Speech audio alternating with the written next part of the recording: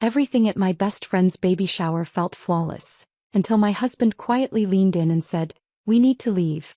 Right now." I was completely shocked. "What's happening? Why the rush?" He stayed silent until we were in the car. Finally, he turned to me asking, "You honestly didn't notice, did you?" His next words sent a wave of dread through me.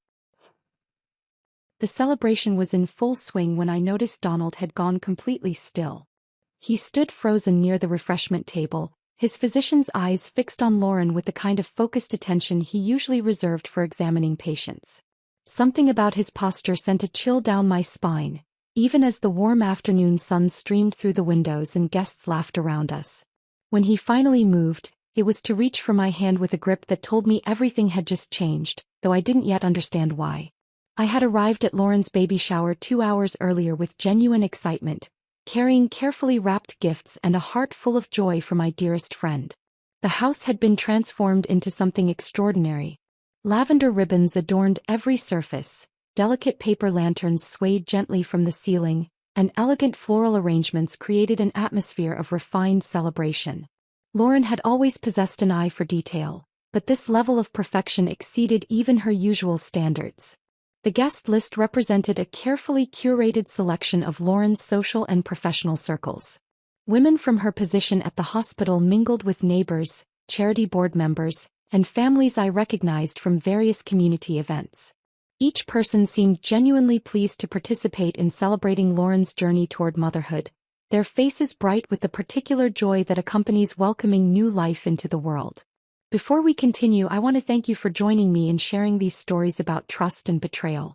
If you believe that truth matters more than misplaced loyalty, please consider subscribing. It helps us reach more people who need to hear this. Now let's see what Michelle discovers next. Lauren moved through the gathering with remarkable grace, one hand resting protectively over the gentle curve of her belly while she accepted congratulations and well wishes from each guest. Her radiance appeared authentic and natural, the kind of glow that people associate with expectant mothers in their second trimester. She spoke with enthusiasm about the nursery preparations, her prenatal appointments, and the excitement she and her husband Alaric shared about becoming parents. The gift-opening ceremony had drawn everyone into the living room, where Lauren positioned herself in an antique armchair that had belonged to her grandmother. The packages surrounding her created a colorful display of anticipation, each one wrapped with care and chosen with thought. Traditional baby gifts appeared alongside more practical offerings: clothing sets in neutral colors, soft blankets, educational toys, and various items that new parents require. However, the monetary donations proved most remarkable. Family after family approached Lauren with sealed envelopes, explaining their preference to contribute to her charitable foundation rather than purchase conventional gifts.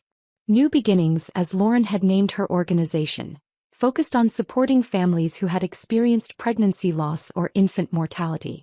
The concept resonated deeply with many attendees, particularly those who had endured similar tragedies in their own lives.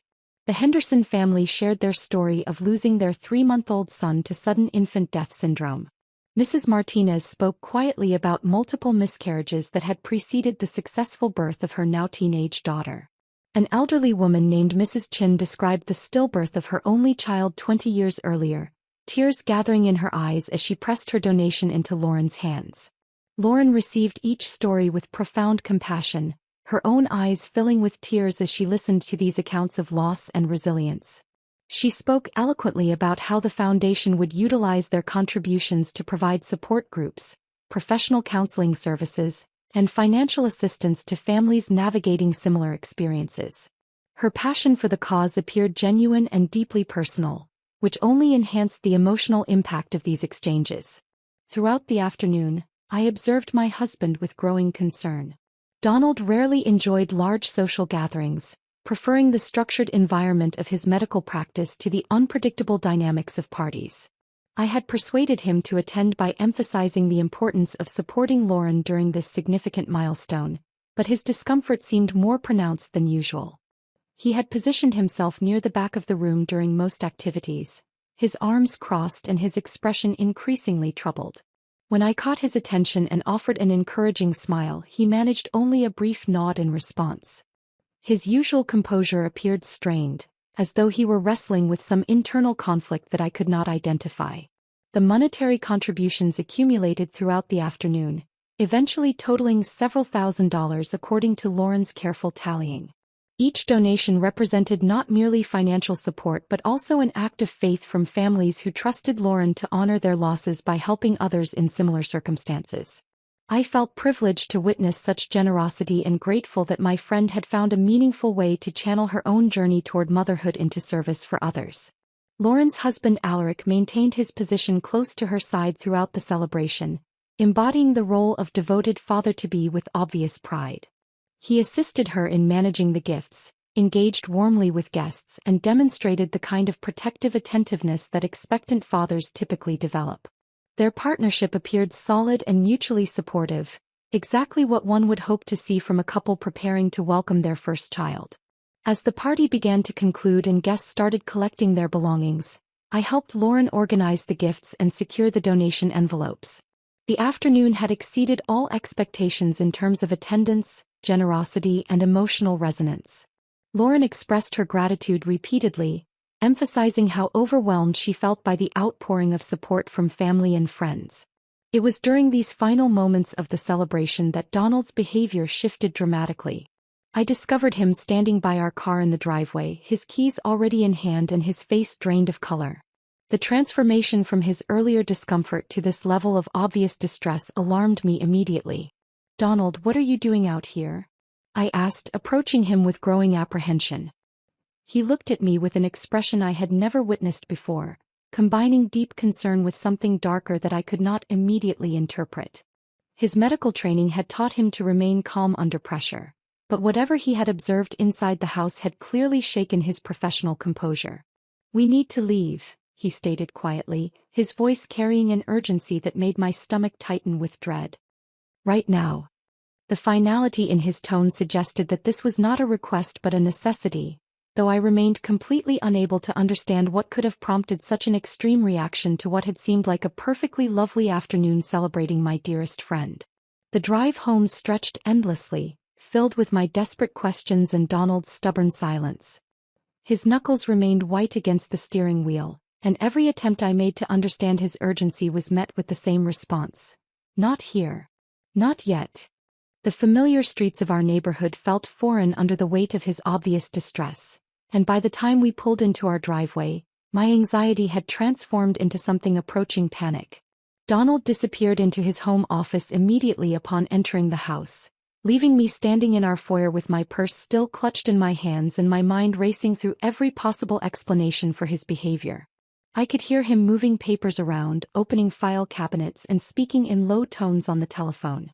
Whatever had triggered his reaction at the baby shower clearly required immediate professional attention. When he finally emerged an hour later, he carried a manila folder that he placed carefully on our kitchen table.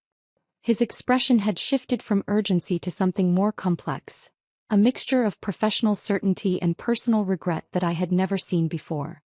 He pulled out a chair for me, then seated himself across the table with the deliberate movements of someone about to deliver life-changing news. "Michelle, I need you to look at something," he said, opening the folder to reveal several sheets of medical documentation. "These are Lauren's blood test results from last week. I accessed them through the hospital system after what I observed today." The papers meant nothing to me initially. Numbers, abbreviations, and medical terminology filled the forms in neat, clinical rows. But Donald began explaining each line item with the patience of a physician educating a patient about a serious diagnosis. The HCG levels, the hormone markers, the comprehensive metabolic panel. Each result painted a picture that contradicted everything Lauren had claimed about her pregnancy. "These numbers don't lie," Donald continued, pointing to specific values highlighted in yellow. "A woman in her second trimester would show completely different results. Lauren's blood work indicates she has never been pregnant, not recently and possibly not ever." The clinical evidence stared back at me in black and white, forcing me to confront a reality that my heart refused to accept. My hands trembled as I studied each page, my layperson's understanding gradually grasping the significance of numbers that exposed the elaborate fraud my best friend had constructed. The medical documentation felt like a death certificate for our friendship, officially declaring the end of something I had believed was genuine and precious. As the implications settled into my consciousness, I found myself mentally replaying every moment from the baby shower with this new, devastating perspective. Lauren's careful hand placement on her stomach suddenly appeared calculated rather than protective. The way she had avoided helping move heavy chairs or reaching for items on high shelves now seemed like theatrical performance rather than maternal caution. Her responses to well-wishers' questions about morning sickness, cravings, and prenatal appointments took on an entirely different character when viewed through the lens of deception. Each answer had been delivered with just the right amount of detail to seem authentic without providing information that could be easily verified. Lauren had crafted her performance with the skill of a professional actress, and I had been her most devoted audience member. The painful realization of how expertly I had been manipulated cut deeper than the initial shock of discovery. Lauren had used our intimate friendship, built over decades of shared experiences and mutual trust, to make her lies more believable and emotionally devastating. She knew exactly which emotional buttons to press, which shared memories to reference, and which vulnerabilities to exploit in order to maintain my unwavering support. "How long have you suspected something was wrong?" I asked Donald, though part of me dreaded hearing the answer. He leaned back in his chair, running his hands through his hair in a gesture of exhaustion. "Honestly, I've been concerned about Lauren's behavior patterns for years. Today just confirmed what I had been observing but couldn't quite articulate." Donald proceeded to share specific incidents that had troubled him over the course of our friendship with Lauren. The dramatic illness she had claimed during her sister's wedding, which had mysteriously resolved the day after the event concluded. The elaborate story about a car accident that had generated an outpouring of sympathy and financial support from our social circle, despite inconsistencies in her account that Donald had noted but never challenged. He described watching Lauren carefully craft narratives designed to position herself as a victim or martyr, always managing to emerge from difficult situations with increased attention and support from friends and family. What I had interpreted as Lauren's unfortunate tendency to encounter more than her share of hardships, Donald had recognized as a pattern of manipulation designed to extract emotional and financial resources from people who cared about her. "I never said anything because I knew how much your friendship meant to you," Donald explained. "But watching her operate today, seeing how she targeted those grieving families with their donations, I couldn't stay silent anymore." My defensive instincts flared as Donald criticized the woman I had considered closer than a sister. Lauren and I had shared everything throughout our childhood and adult lives. She had been my maid of honor, my confidant during difficult times, and my biggest cheerleader during moments of triumph. The suggestion that our entire relationship might be built on manipulation felt like an attack on my own judgment and perception. But as Donald continued describing specific behaviors he had observed, I began recognizing patterns that I had previously dismissed or rationalized away. Lauren's tendency to monopolize conversations by redirecting attention to her own struggles. The way she managed to extract promises of help or support from friends by presenting her situations as more desperate than they actually were. Her skill at making people feel guilty for not providing enough assistance or attention. The most disturbing revelation came when Donald showed me additional research he had conducted about Lauren's charity foundation. New Beginnings specifically targeted families who had experienced pregnancy loss or infant mortality, using their grief as a source of donations and emotional validation. The foundation's website featured heart-wrenching testimonials from families who had lost children, accompanied by carefully worded appeals for financial support. Lauren had positioned herself as someone who understood their pain through her own pregnancy journey, creating a connection based on shared experience that was entirely fabricated. The families who had donated thousands of dollars at the baby shower had done so believing they were supporting someone who genuinely empathized with their losses and would use their contributions to help others navigate similar tragedies. The realization that Lauren had been exploiting the deepest pain of vulnerable families for personal gain added layers of horror to the betrayal that extended far beyond our personal relationship. This was not simply about a friend lying to maintain attention or sympathy. This represented a systematic pattern of emotional manipulation designed to extract money and control from everyone within Lauren's sphere of influence. As Donald and I sat in our kitchen surrounded by the clinical evidence of Lauren's deception, I began to understand that the woman I thought I knew had never actually existed. The Lauren I loved was a carefully constructed persona designed to elicit specific responses from the people around her. Every shared memory, Every moment of apparent vulnerability, every expression of friendship had been calculated to serve her purposes rather than reflect genuine emotion or connection. The weight of this realization settled over me like a heavy blanket, making it difficult to breathe as I contemplated the magnitude of what I had discovered. The sleepless night had left me hollow and determined in equal measure. I stood on Lauren's front porch the next morning, my finger hovering over the doorbell as I rehearsed conversations that could never adequately address the magnitude of what I had discovered. The medical evidence sat folded in my purse like a loaded weapon, and my chest felt heavy with the weight of confronting someone I had trusted more than my own family. Merade answered the door instead of Lauren, and immediately I knew something had shifted in the household overnight. Lauren's younger sister had always greeted me with enthusiastic hugs and genuine warmth, but today she stood in the doorway with her arms crossed defensively, her usual bright smile replaced by nervous tension. Her eyes darted past me toward the street, as though she expected to see other unwelcome visitors arriving behind me. "Michelle," she said, her voice lacking its typical cheerfulness. She's having a difficult morning. Maybe this isn't the best time." The stilted quality of her words felt rehearsed, as though she had prepared this response for exactly this scenario. Merade had never been comfortable with deception, and her obvious discomfort told me that she knew far more about Lauren's situation than an innocent sister should. The possibility that Merade had been complicit in Lauren's elaborate fraud added another layer of betrayal to an already devastating situation. "I need to see her, Merade," I replied, stepping forward with more determination than I felt. "This can't wait." Reluctantly, Merade stepped aside and allowed me to enter the house that had once felt like a second home. Every familiar object now appeared different through the lens of Lauren's deception. The family photographs lining the hallway seemed like staged props in an elaborate performance. The comfortable furniture and carefully chosen decorations felt calculated rather than authentic, as though Lauren had designed her entire living space to project an image of stability and trustworthiness. The silence in the house felt oppressive. Yesterday's celebration had filled these rooms with laughter and joy, but now the space felt hollow and contaminated by the knowledge of what had actually transpired. I could still see the lavender decorations in the living room, the remaining evidence of a party built entirely on lies.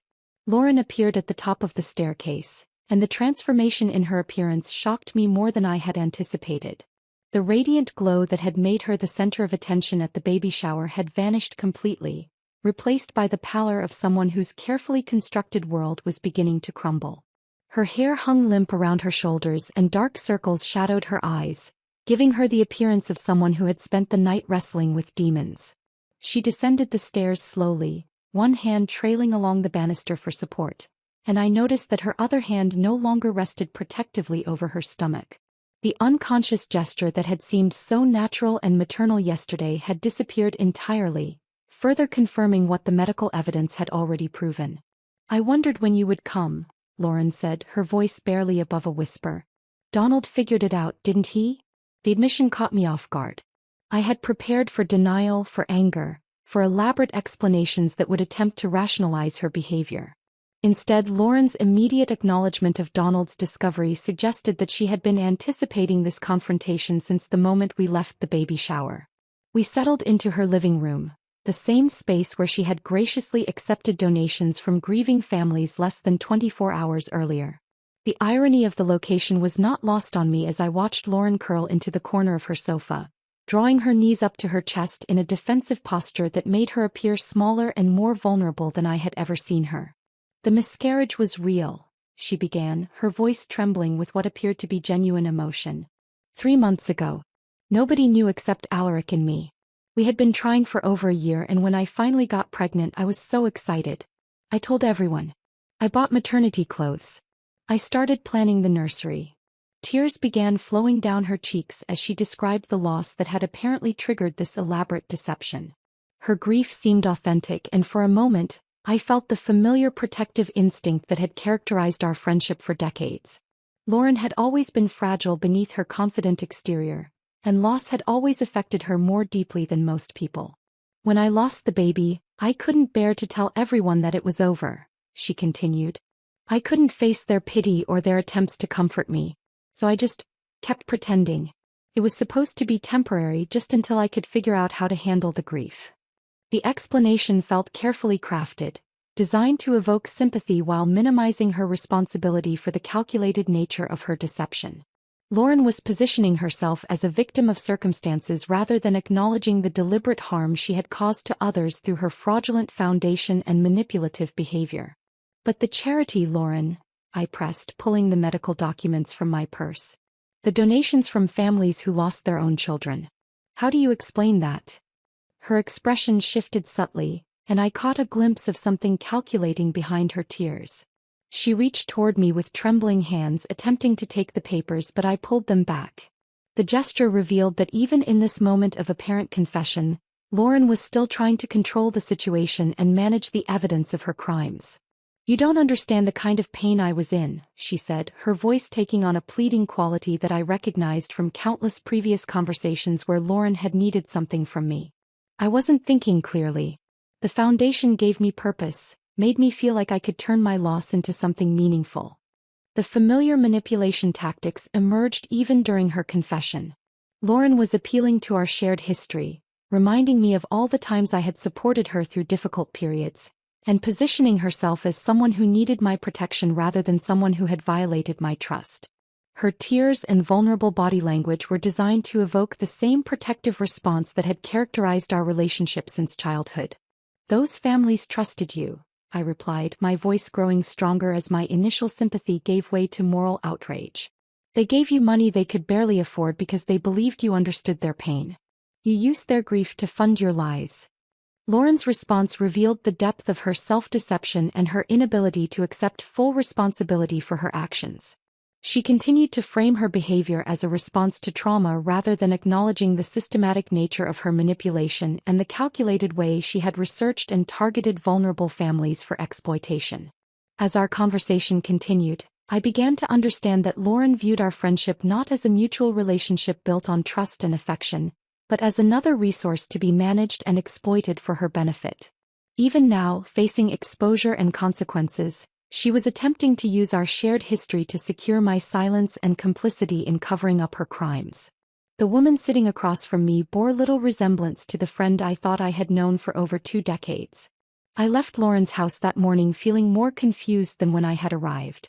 Her tearful confession had raised more questions than it answered, and the manipulative undertones of our conversation lingered in my mind like a persistent ache.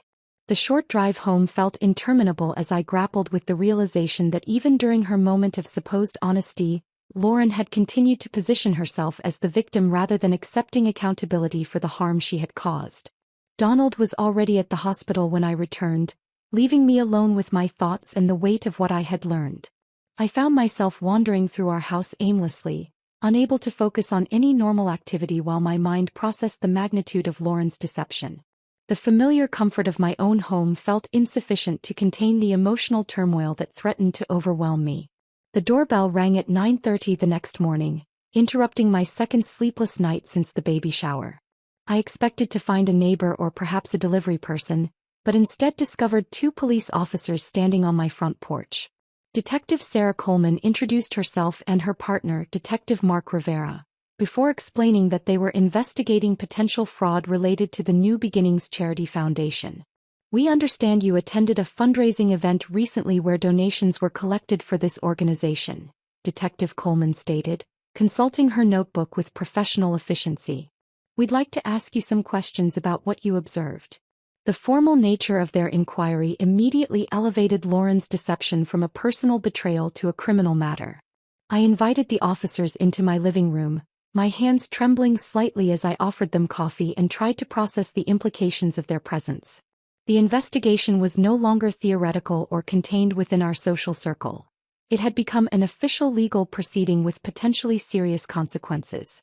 Detective Rivera explained that they had received a complaint from the Hendricks family, who had donated $500 at the baby shower after sharing their story of losing their infant daughter to heart complications. Mrs. Hendricks had grown suspicious when she attempted to verify Lauren's pregnancy through mutual acquaintances and discovered inconsistencies in the timeline and details Lauren had provided about her condition. She started asking questions and realized that several details about the pregnancy didn't align with what she knew about Lauren's previous medical history, Detective Coleman continued. When she tried to research the New Beginnings Foundation online, she found irregularities in the financial reporting and contacted our fraud division. The revelation that other people had begun questioning Lauren's story provided both relief and additional complexity to my situation. I was not the only person who had been deceived, but I was also not the only person who would be affected by the investigation's outcome. The scope of Lauren's fraud extended far beyond our personal friendship into criminal territory that could result in serious legal consequences. Detective Rivera asked detailed questions about the baby shower, the donation process, and my knowledge of Lauren's pregnancy claims. I found myself providing factual answers while carefully avoiding any mention of the medical evidence Donald had shown me, uncertain about the legal implications of his access to Lauren's private health information. The conversation felt surreal as I described events that had seemed genuine and heartwarming just days earlier, now understanding them as calculated fraud. As the officers prepared to leave, Detective Coleman handed me her business card and explained that they might need additional testimony as their investigation progressed. The possibility of formal testimony forced me to confront a decision I had been avoiding since discovering Lauren's deception: whether to actively cooperate with the investigation or maintain some form of loyalty to our decades-long friendship. The moral dilemma consumed my thoughts for the remainder of the day. Lauren had betrayed my trust and exploited vulnerable families for personal gain, but she had also been my closest friend for over 20 years. The choice between protecting her from the consequences of her actions and ensuring justice for her victims felt impossibly complex, particularly given the magnitude of what testimony could mean for her future. Donald returned from the hospital that evening to find me sitting at our kitchen table, staring at Detective Coleman's business card. His immediate understanding of my internal conflict provided some comfort, but his perspective on the situation was characteristically clear and uncompromising. "Those families trusted her with their most precious memories and their hard-earned money," he said, settling into the chair across from me. "Staying silent makes you complicit in what she did to them." His words resonated with uncomfortable truth, but they also highlighted the painful reality that choosing to testify would effectively end any possibility of salvaging my relationship with Lauren. The decision would define not only how I responded to her betrayal, but also what kind of person I chose to be when faced with moral complexity. My phone began ringing throughout the evening with calls from mutual friends who had heard rumors about the investigation. Some expressed disbelief about the allegations against Lauren, while others admitted they had harbored suspicions about her behavior for years. The divided reactions within our social circle reflected my own internal struggle between loyalty and justice. The most disturbing call came from Lauren herself, whose voice carried a desperate quality that I had never heard before. She alternated between pleading for my silence and making veiled references to secrets from our shared past that she could reveal if I chose to cooperate with the investigation. The conversation confirmed my growing understanding that Lauren viewed relationships as leverage to be used for control rather than sources of mutual support and affection. By the end of that week, I had received visits from 3 different mutual friends who came to advocate for Lauren's protection. Each conversation followed a similar pattern, with well-meaning people urging me to consider the broader implications of the investigation for our entire social circle. The pressure to maintain silence felt overwhelming, but it also reinforced my realization that many people in our community had been complicit in enabling Lauren's manipulative behavior through years of willful ignorance. The investigation had transformed my private moral dilemma into a public test of character that would have lasting consequences for every relationship in my life. As news of the fraud investigation spread through our community, I found myself at the center of a social earthquake that revealed the true nature of people I had considered close friends for years. The first surprise came from an unexpected source. Merade called me 3 days after the police visit, her voice shaking as she asked to meet in person rather than discuss things over the phone. We agreed to meet at a small coffee shop across town, far from our usual haunts where we might encounter mutual acquaintances who would want to know what we were discussing. When I arrived, Merade was already seated in a corner booth, her hands wrapped tightly around a coffee cup that had clearly gone cold. The confident, cheerful woman I had known for years looked smaller somehow, her shoulders hunched as though carrying an invisible weight. Dark circles shadowed her eyes, and she kept glancing toward the entrance as though expecting unwelcome visitors.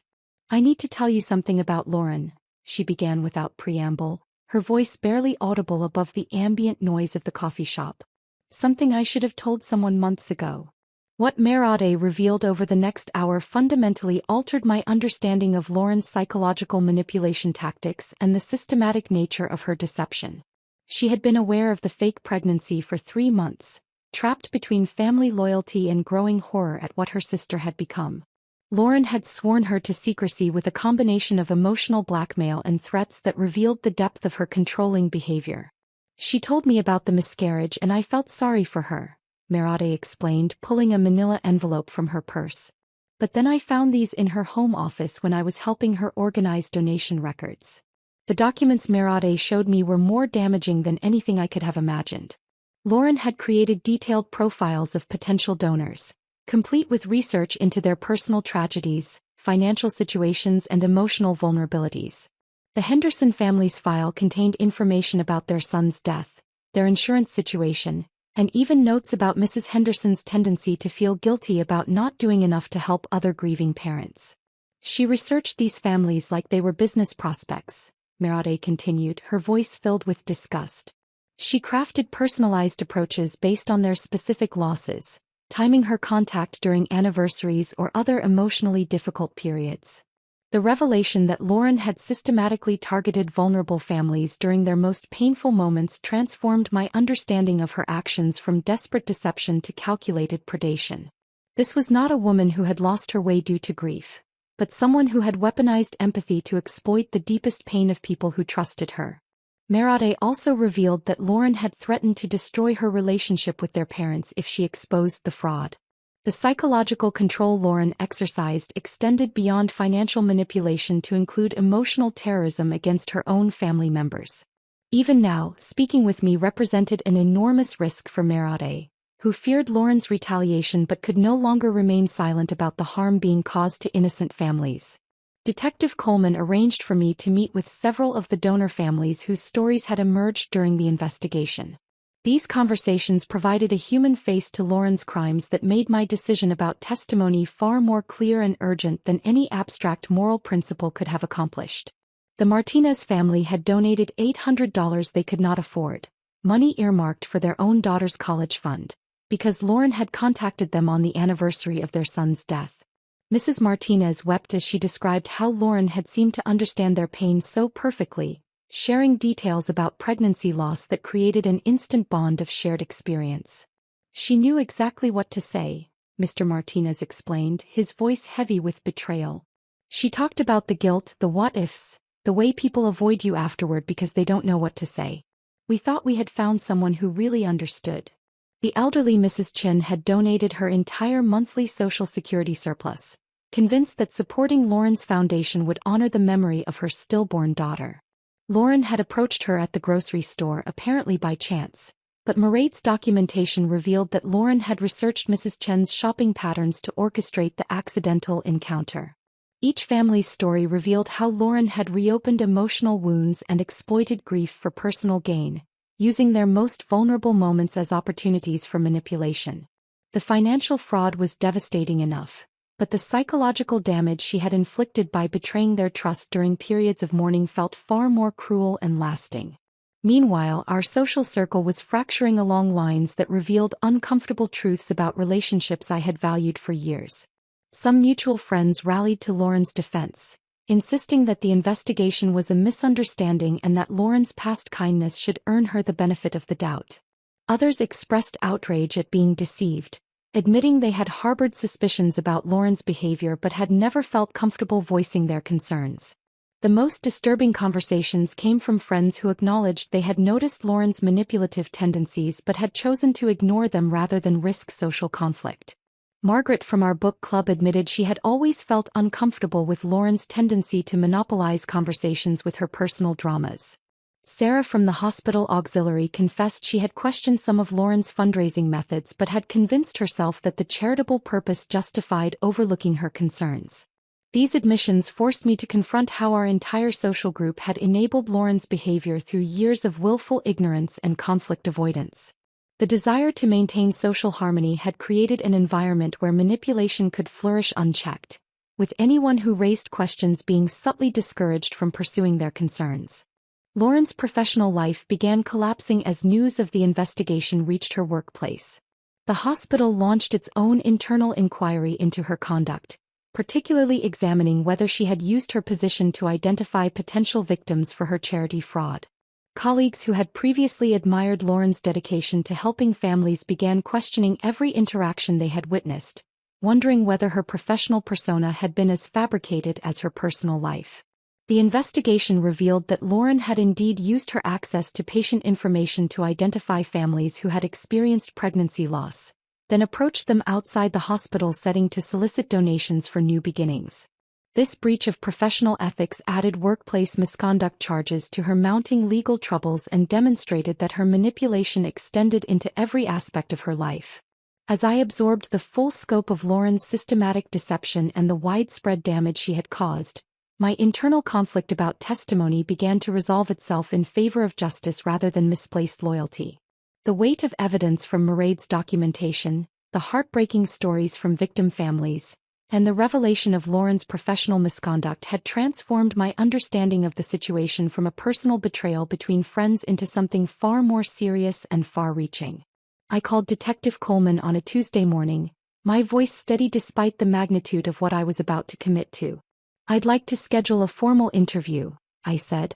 "I have information that will be helpful to your investigation." The decision felt both inevitable and terrifying. 23 years of friendship was about to end with my testimony in a criminal investigation, but the alternative, remaining silent while Lauren continued to exploit vulnerable families, had become morally unacceptable. The choice between protecting her from consequences and protecting future victims had clarified itself through the accumulation of evidence that demonstrated the calculated nature of her crimes. The formal interview took place at the district attorney's office 3 days later. Detective Coleman and a prosecutor named James Morrison spent 4 hours walking me through every detail of my knowledge about Lauren's deceptive behavior patterns, the timeline of her fake pregnancy claims, and the charity fraud operation I had unknowingly witnessed at the baby shower. The process was emotionally exhausting but strangely liberating. 4 months, I had carried the burden of Lauren's secrets and manipulation, feeling responsible for protecting someone who had never deserved my loyalty. Speaking the truth to investigators felt like releasing a weight I had not realized I was carrying, transforming me from an unwitting accomplice into an advocate for Lauren's victims. Morrison asked detailed questions about Lauren's psychological manipulation tactics, wanting to understand how she had gained the trust and sympathy necessary to execute her fraud successfully. I described her skill at identifying emotional vulnerabilities in potential donors, her ability to craft personalized approaches that reopened grief wounds for her benefit, and her systematic research into families who had experienced pregnancy loss or infant mortality. The prosecutor was particularly interested in the baby shower itself, which he described as a criminal enterprise disguised as a social gathering. I provided photographs from the event, copies of correspondence about donations, and detailed accounts of how Lauren had orchestrated the afternoon to maximize sympathy and financial contributions from attendees who believed they were supporting a genuine charitable cause. As I recounted the events and behaviors I had witnessed over the years, the systematic nature of Lauren's deception became even more apparent. This was not a desperate woman who had lost her way due to grief, but someone who had deliberately constructed an elaborate criminal scheme designed to exploit the most vulnerable emotions of people who trusted her. The evidence-gathering process confirmed that Lauren's actions represented a deliberate criminal enterprise rather than a momentary lapse in judgment. Donald accompanied me to the interview, providing moral support and helping me process the complex emotions that arose from formally breaking loyalty to someone who had been central to my life for decades. His medical perspective proved valuable in explaining Lauren's behavior patterns to investigators, particularly her skill at identifying and exploiting psychological vulnerabilities in her victims. The days following my formal testimony brought a mixture of relief and apprehension as I prepared for the social and emotional fallout that would inevitably result from my cooperation with the investigation. I knew that some mutual friends would view me as a traitor who had destroyed Lauren's life, while others would finally understand the scope of her deception and support my decision to prioritize justice over friendship. I began working with a therapist recommended by Donald to process the complex grief surrounding the loss of a friendship that had been central to my identity for most of my adult life. Dr. Sarah Chin helped me understand the difference between mourning the genuine relationship I thought I had shared with Lauren and feeling misplaced guilt about the consequences of her own criminal actions. "You're grieving the death of someone who never actually existed," Dr. Chin explained during one of our sessions. "The Lauren you loved was a carefully constructed persona designed to manipulate your emotions and extract value from your relationship. The real Lauren, the one who systematically exploited grieving families for personal gain, is someone you never truly knew." The therapeutic process helped me separate my legitimate sadness about losing what I had believed was a meaningful friendship from any responsibility for Lauren's legal troubles. Her consequences stemmed directly from her own choices and actions, not from my decision to tell the truth about what I had witnessed and experienced. Donald proved instrumental in helping me maintain perspective during this difficult period. His unwavering support reinforced my understanding that protecting future victims was more important than preserving past loyalties, particularly when those loyalties had been based on deception rather than authentic connection. I also began preparing for what I knew would be Lauren's inevitable attempts to manipulate me before and during any legal proceedings. Based on her behavior patterns over the years, I expected her to deploy every emotional manipulation technique in her arsenal, from guilt trips about our shared history to accusations that I was betraying someone who had always supported me. Working with Dr. Chin, I developed strategies to resist these anticipated manipulation attempts and maintain my commitment to truth and justice regardless of how Lauren might try to undermine my resolve. We practiced responses to the guilt-inducing scenarios I expected Lauren to create, helping me understand that her likely portrayal of herself as the victim and me as the betrayer represented just another form of the psychological manipulation that had characterized our relationship for years. The preparation process reinforced my growing understanding of how Lauren's manipulation tactics had controlled our friendship, often making me feel responsible for her emotional well-being and protective of her reputation even when her behavior had been problematic. Breaking free from these ingrained response patterns required conscious effort and professional guidance, but it was essential for maintaining my commitment to supporting the investigation regardless of the personal cost. As the legal process moved forward, I found myself experiencing a sense of empowerment that I had not anticipated. For the first time in years, I was acting according to my own moral principles rather than managing Lauren's emotional needs or protecting her from accountability. The decision to provide testimony had transformed me from a victim of Lauren's manipulation into an active participant in seeking justice for all the people she had harmed. The months that followed brought a series of legal proceedings that would expose the full scope of her deception to public scrutiny and deliver consequences that exceeded anything I could have anticipated when I first walked into that district attorney's office. My testimony became a cornerstone of the prosecution's case against Lauren. The insider perspective I provided helped investigators understand the sophisticated psychological manipulation tactics she had employed to gain trust and exploit vulnerabilities in her victims. During my time on the witness stand, I detailed the years of behavior patterns I had observed, the calculated nature of her charity fraud operation, and the systematic way she had researched and targeted grieving families for exploitation. The courtroom atmosphere felt surreal as I recounted intimate details of a friendship that had spanned over 2 decades. Lauren sat at the defense table, occasionally glancing in my direction with expressions that alternated between pleading and accusatory. Her appearance had deteriorated significantly since the baby shower, with her previously immaculate presentation replaced by the hollow look of someone whose carefully constructed world was crumbling around her. The prosecution presented evidence that painted a comprehensive picture of Lauren's criminal enterprise. Bank records showed suspicious patterns of deposits coinciding with her charity fundraising events. Email communications revealed her systematic research into potential donors' personal tragedies and financial situations. Medical records confirmed the fabricated nature of her pregnancy claims and documented her misuse of professional access to patient information for identifying potential victims. Each piece of evidence felt like another nail in the coffin of the person I had believed Lauren to be. The woman I had loved and trusted for most of my adult life was revealed as someone who had weaponized empathy and exploited grief with the calculated precision of a career criminal. The testimony process forced me to confront the painful reality that virtually every aspect of our friendship had been contaminated by her manipulation and deception. Lauren's defense attorney attempted to portray her as a mentally ill woman whose actions stemmed from the psychological trauma of her miscarriage. They painted a picture of someone who had lost touch with reality due to overwhelming grief, positioning her fraud as the desperate actions of someone who needed psychiatric treatment rather than criminal punishment. The strategy might have been more effective if not for the overwhelming evidence of premeditation and systematic planning that characterized her crimes. The legal proceedings destroyed every aspect of Lauren's carefully constructed life with devastating efficiency. Her marriage dissolved within weeks of the charges being filed, as Alaric faced his own legal scrutiny for potential complicity in the fraud. The investigation revealed that he had been aware of the fake pregnancy for months and had actively participated in maintaining the deception during social interactions with friends and family. Lauren's professional reputation disintegrated as the hospital terminated her employment and launched their own investigation into her misconduct. The medical board initiated proceedings to revoke her professional licenses, ensuring that she would never again have access to patient information that could be exploited for personal gain.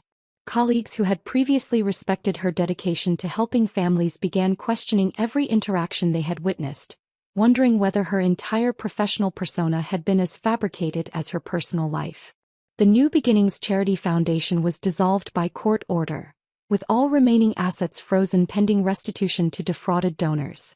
The investigation uncovered financial irregularities dating back to the foundation's inception, revealing that Lauren had been systematically diverting donations for personal expenses while maintaining only minimal charitable activities to preserve the appearance of legitimate operations. Civil lawsuits filed by victim families added another layer of legal consequences to Lauren's criminal charges. The Martinez family, Mrs. Chin, the Hendersons, and dozens of other donors sought recovery of their contributions along with damages for the emotional harm caused by Lauren's exploitation of their grief. The combined financial obligations from these lawsuits guaranteed that Lauren would face devastating economic consequences even if she managed to avoid significant prison time. The scandal's impact extended throughout our entire social community, forcing friends and acquaintances to confront their own role in enabling Lauren's behavior through years of willful blindness to her manipulative tendencies. The revelation that someone they had admired and trusted had been systematically exploiting vulnerable families created a crisis of confidence that affected every social interaction and relationship within our circle. Several mutual friends approached me during the legal proceedings to apologize for their initial skepticism about the fraud allegations or their attempts to pressure me into protecting Lauren from investigation. Margaret from the book club admitted that she had dismissed her own uncomfortable feelings about Lauren's behavior because challenging her would have disrupted the social harmony of our group. Sarah from the hospital auxiliary confessed that she had ignored red flags about Lauren's fundraising methods because she wanted to believe in the charitable work being accomplished. These apologies provided some measure of validation for the difficult decision I had made to cooperate with the investigation, but they also highlighted how isolated I would have been if I had attempted to expose Lauren's behavior without the support of legal authorities. The community's willingness to enable manipulation rather than confront uncomfortable truths had created an environment where Lauren's crimes could flourish unchecked for years. The legal resolution brought a form of closure that felt both satisfying and hollow. Lauren was sentenced to 3 years in prison followed by 5 years of probation, with restitution orders requiring her to repay over $40,000 in fraudulent donations. The court mandate that she undergo psychological evaluation and treatment acknowledged the mental health components of her behavior while maintaining accountability for her criminal actions. Watching the donations being returned to the families Lauren had defrauded provided some measure of justice for victims who had trusted her with their most vulnerable emotions and financial resources. The Martinez family used their recovered funds to restore their daughter's college savings. Mrs. Chin received back the money she could not afford to lose from her limited Social Security income. Each restitution check represented validation that these families had been wronged and deserved compensation for the harm they had suffered. The legal proceedings provided official confirmation that my decision to testify had been morally correct and necessary to protect future victims from Lauren's manipulation. The judge specifically referenced my testimony during sentencing, noting that my courage in coming forward had prevented additional families from being victimized by Lauren's fraudulent charity operations. However, the process also forced me to accept the painful truth that the friendship I was mourning had been based on deception rather than authentic connection. The person I thought I had known and loved for over 20 years had never truly existed. existing only as a carefully constructed persona designed to extract value from relationships rather than build genuine human bonds based on mutual trust and affection. This painful truth settled into my consciousness like sediment in still water, fundamentally altering my understanding of friendship, trust, and my own judgment about the people closest to me. 6 months after Lauren's sentencing, a letter arrived at my home with the return address of a psychiatric facility 2 states away.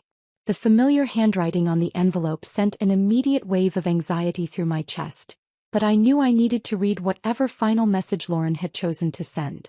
Donald found me sitting at the kitchen table that evening, the letter spread before me, my hands trembling as I processed the contents. The letter contained exactly what I should have expected from someone whose psychological makeup I was finally beginning to understand. Lauren offered what appeared to be an apology, but the words were carefully constructed to deflect responsibility and assign blame for her downfall to everyone except herself. She acknowledged the pain she had caused but framed it as the inevitable result of her mental health struggles rather than deliberate choices she had made to exploit vulnerable people. "I never meant for things to go this far, Michelle," she had written in her distinctive script. "The grief from losing the baby made me lose touch with reality. I know you think I'm a monster now, but you were supposed to be my friend. Friends protect each other, and when I needed you most, you chose strangers over our history." The manipulation continued even from her confinement, with Lauren positioning herself as the victim of circumstances beyond her control while portraying me as the betrayer who had destroyed her life through my testimony. She made no mention of the families she had defrauded or the systematic nature of her crimes, instead focusing entirely on how my cooperation with investigators had ruined everything she had built. Reading the letter confirmed what I had begun to suspect during the legal proceedings. Lauren's psychological issues ran deeper than I had ever understood, and genuine remorse or meaningful change might be impossible for someone so fundamentally committed to manipulation and control. Even facing the consequences of her actions, she remained unable to accept full responsibility or acknowledge the harm she had caused to others. I folded the letter carefully and placed it in a file with other documents from the investigation, then walked to the fireplace and burned it. The physical act of destruction felt symbolic of my final separation from Lauren's attempts to control my emotions and actions. Her words no longer carried the power to make me feel guilty or responsible for her choices.